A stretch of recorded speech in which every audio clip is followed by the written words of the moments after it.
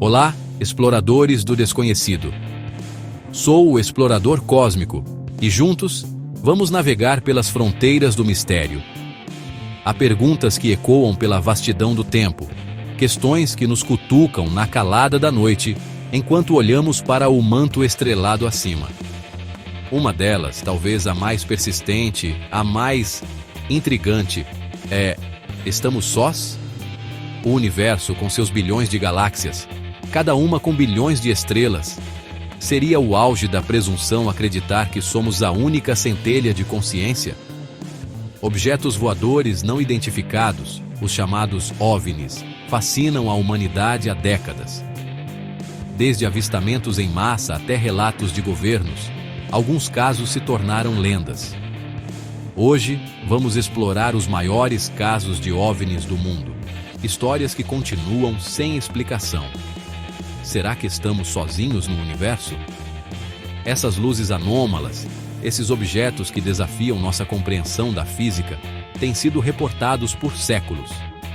Mas foi no século XX, com o advento da aviação e mais tarde da era espacial, que os relatos se multiplicaram, ganharam detalhes e, por vezes, uma estranha credibilidade.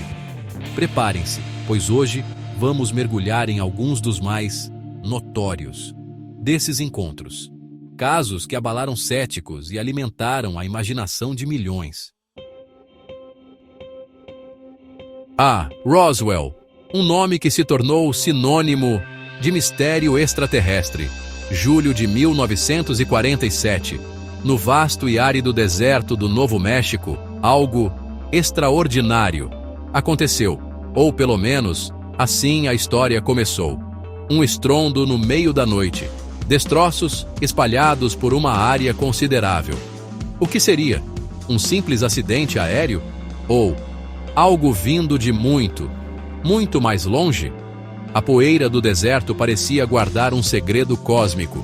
Inicialmente, o próprio exército dos Estados Unidos, através da base aérea de Roswell, emitiu um comunicado que chocou o mundo. Eles anunciaram, com uma clareza surpreendente, a captura de um disco voador. Imaginem, a confirmação oficial daquilo que muitos apenas sussurravam. Jornais estamparam manchetes garrafais. A humanidade prendeu a respiração. Seria este o momento? O contato? A revelação de que não estávamos de fato sozinhos? Mas então, tão rapidamente quanto surgiu, a história mudou. Uma reviravolta abrupta. No dia seguinte, uma nova coletiva de imprensa. O objeto, disseram eles, não passava de um balão meteorológico. Um simples balão. De disco voador a balão meteorológico em menos de 24 horas. Uma explicação que, para muitos, pareceu conveniente demais, simplista demais, quase um insulto à inteligência daqueles que viram os primeiros relatos. Apesar da retratação oficial, as sementes da dúvida já haviam sido plantadas, e elas encontraram terreno fértil. Testemunhas começaram a surgir ao longo dos anos com histórias perturbadoras, relatos de destroços metálicos com propriedades estranhas, leves como papel, mas incrivelmente resistentes, alguns com inscrições, hieróglifos desconhecidos. E mais chocante ainda, relatos de corpos não humanos, pequenos, com cabeças grandes e olhos amendoados, sendo recuperados pelos militares. Essas testemunhas, muitas delas pessoas respeitáveis da comunidade, incluindo militares e civis, arriscaram suas reputações, suas carreiras, para contar o que viram, ou o que acreditavam ter visto. O Major Jesse Marcel, o oficial de inteligência que inicialmente inspecionou os destroços, afirmou anos depois que o material não era deste mundo. Ele insistiu, até o fim de sua vida, que a história do balão meteorológico era uma acobertamento, uma cortina de fumaça para esconder uma verdade monumental. E assim, Roswell permanece, um enigma, um ponto de interrogação gigante na história da ufologia. Foi realmente um balão? Ou foi algo mais? Algo que obrigou um governo a recuar, a negar, a esconder? As teorias da conspiração floresceram, é claro, mas, por baixo de toda a especulação, reside um fato: algo caiu perto de Roswell. E a explicação oficial simplesmente não satisfez a todos. O mistério perdura, ecoando pelo deserto, um chamado silencioso para a verdade. Agora viajamos para o sul, para o coração do Brasil, para uma cidade chamada Varginha, em Minas Gerais. O ano é 1996, um ano que ficaria marcado na memória local e que ecoaria pelo mundo ufológico como um dos casos mais bizarros e intrigantes de suposto contato extraterrestre. Não se tratava apenas de luzes no céu, mas de algo muito mais tangível. Algo que andava pela Terra. Tudo começou, ou pelo menos ganhou notoriedade, com o relato de 3 jovens mulheres, Kátia Xavier, Liliane Silva e Valquíria Silva.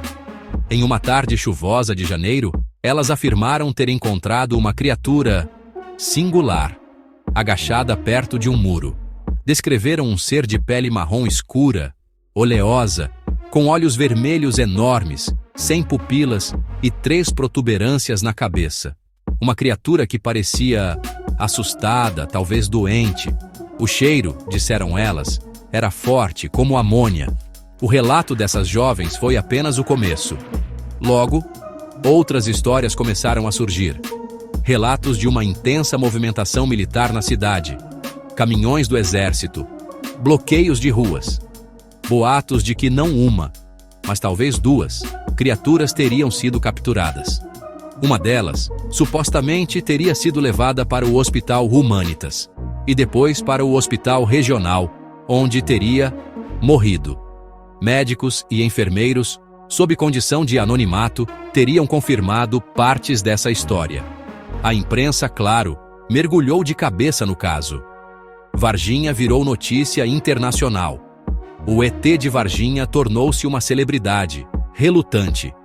Céticos apontaram para a falta de provas concretas, para a possibilidade de histeria coletiva, ou mesmo de um mal-entendido, talvez um animal exótico, ou uma pessoa com alguma deformidade. Mas as testemunhas, muitas delas, mantiveram seus relatos com firmeza. O exército brasileiro, por sua vez, negou veementemente qualquer envolvimento na captura de seres extraterrestres. As investigações oficiais concluíram que os eventos poderiam ser explicados por uma combinação de fatores mundanos: um casal de anões sendo confundido, a presença de um cidadão local com problemas mentais e a movimentação militar sendo rotineira. Explicações que, para os ufólogos e muitos moradores de Varginha, soaram insuficientes. Até hoje, o caso Varginha divide opiniões. Para alguns, é um exemplo clássico de folclore moderno, alimentado pela mídia. Para outros, é a prova de que algo extraordinário aconteceu naquela pequena cidade mineira. A criatura descrita, com seus detalhes tão específicos, permanece no imaginário popular. Teria o Brasil realmente tido um encontro de 3º grau e tentado encobri-lo? A verdade, como sempre, parece estar lá fora, ou talvez escondida em algum arquivo empoeirado. Da América do Sul, voltamos para a América do Norte, para o estado do Arizona. Março de 1997. Uma noite que entraria para a história como um dos maiores e mais bem documentados avistamentos em massa de OVNIs. Milhares de pessoas, de diferentes idades, profissões e classes sociais, testemunharam algo monumental nos céus de Phoenix e arredores. Algo que desafiava explicações fáceis. As primeiras chamadas começaram a chegar às autoridades por volta das 7h30 da noite. Relatos de uma formação de luzes, em um padrão de V ou bumerangue, movendo-se lentamente e silenciosamente pelo céu. O objeto, ou objetos, foi descrito como sendo de tamanho colossal, talvez com mais de 1 quilômetro de envergadura. Testemunhas afirmaram que ele era tão grande que bloqueava as estrelas ao passar. Imagine a cena: famílias em seus quintais, motoristas parando seus carros nas estradas, todos olhando para cima, incrédulos. O fenômeno atravessou o estado, sendo visto em Prescott, depois em Phoenix, e seguindo para o sul em direção a Tucson. A consistência dos relatos era impressionante. Luzes âmbar ou brancas, formando um V nítido, movendo-se de forma coesa, sem emitir qualquer som de motor ou propulsão conhecida. A Força Aérea dos Estados Unidos, eventualmente, ofereceu uma explicação.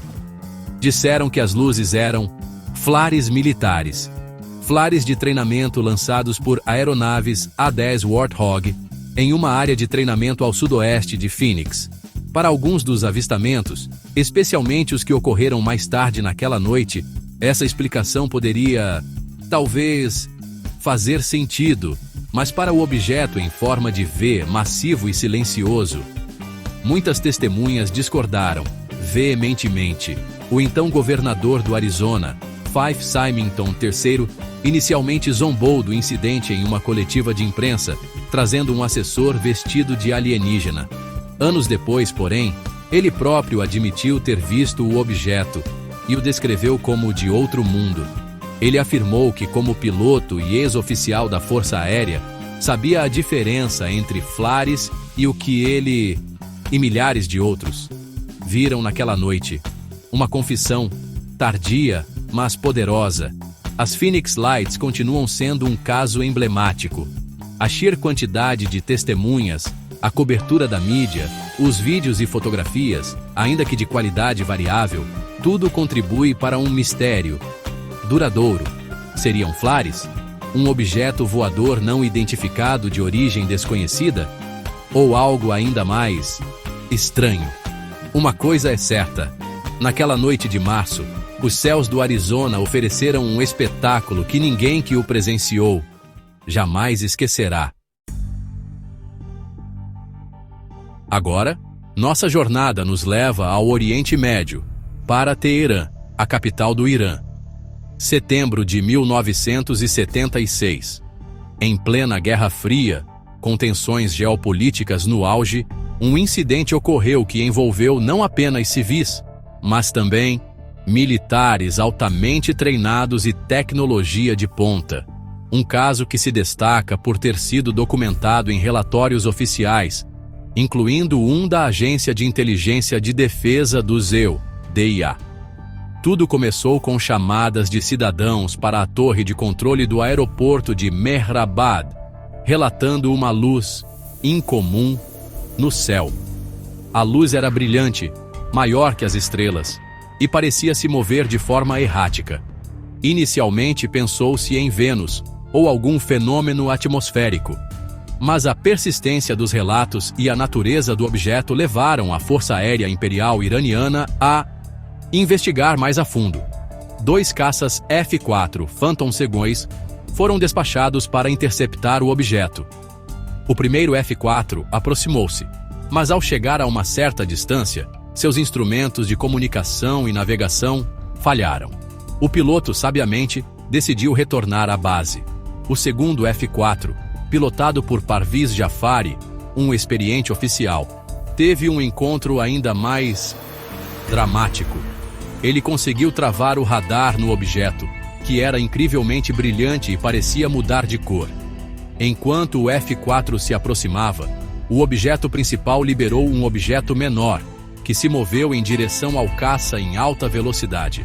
O piloto, acreditando estar sob ataque, tentou disparar um míssil AIM-9 Sidewinder, mas no momento em que ia fazê-lo, seus sistemas de armas e comunicação ficaram inoperantes. O painel de controle simplesmente apagou. Uma interferência eletromagnética, poderosa e seletiva. O objeto menor então pareceu retornar ao objeto principal, ou fundir-se com ele. Pouco depois, outro objeto luminoso desprendeu-se do OVNI principal e pareceu dirigir-se rapidamente em direção ao solo, pousando suavemente. O piloto do F-4 observou tudo. seus sistemas voltando ao normal apenas quando o OVNI se afastou. Relatórios subsequentes mencionaram atividade incomum na área onde o objeto menor teria pousado. O caso do radar de Teherã é fascinante porque envolveu múltiplos sistemas de radar, terrestres e aéreos, detectando o objeto, pilotos de caça experientes testemunhando manobras impossíveis e falhas inexplicáveis em seus equipamentos. O relatório da DIA dos Iosiz-Oewasi concluiu que o caso era um clássico que preenchia todos os critérios para um estudo válido do fenômeno OVNI. Um encontro que desafiou a lógica militar e a compreensão científica da época. E isso nos traz para tempos mais recentes, para o século XXI. Entre 2004 e 2017, pilotos da Marinha dos Estados Unidos, homens e mulheres no auge de suas carreiras, operando algumas das aeronaves mais avançadas do planeta, tiveram encontros repetidos com o que eles chamam de fenômenos aéreos não identificados, ou UAPs. Encontros que foram capturados em vídeo e, eventualmente, divulgados ao público. Em 2017, o mundo ficou perplexo quando o New York Times publicou uma reportagem bombástica, acompanhada de 3 vídeos desclassificados, embora não oficialmente liberados na época, pela Marinha dos Oewasi. Os vídeos, conhecidos pelos codinomes FLIR 1 ou Tic Tac, Gimbal e Go Fast, mostravam objetos estranhos sendo rastreados por sistemas de mira de caças FA-18 Super Hornet. As reações dos pilotos, ouvidas nas gravações, eram de espanto e incredulidade. O objeto Tic Tac, avistado em 2004 perto do porta-aviões USS Nimitz, foi descrito como um objeto branco, liso, sem asas ou meios de propulsão visíveis, capaz de manobras que desafiavam as leis da física como as conhecemos.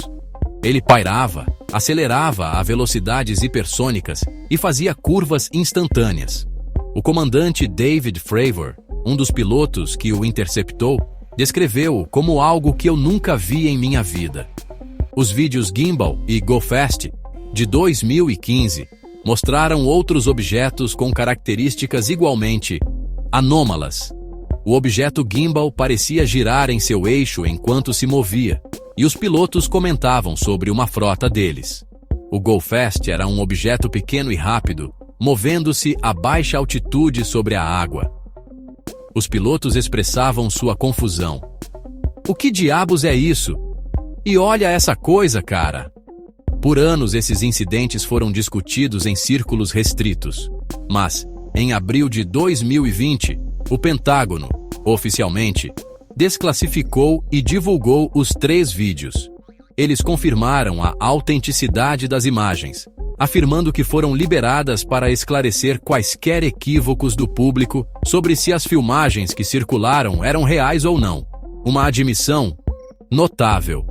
O governo dos Ikusu-Siryuna, reconhecendo que seus militares encontraram objetos que não conseguem identificar, esses testemunhos de pilotos altamente credíveis, juntamente com os dados de radar e os vídeos, reacenderam o debate sobre OVNIs em um nível sem precedentes.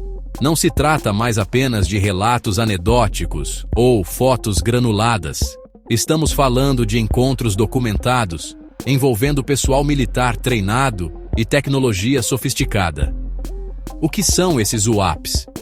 Tecnologia secreta de outra nação? Fenômenos atmosféricos ainda não compreendidos? Ou algo mais? A busca por respostas continua. E assim, nossa jornada pelos maiores casos de OVNIs do mundo chega, por ora,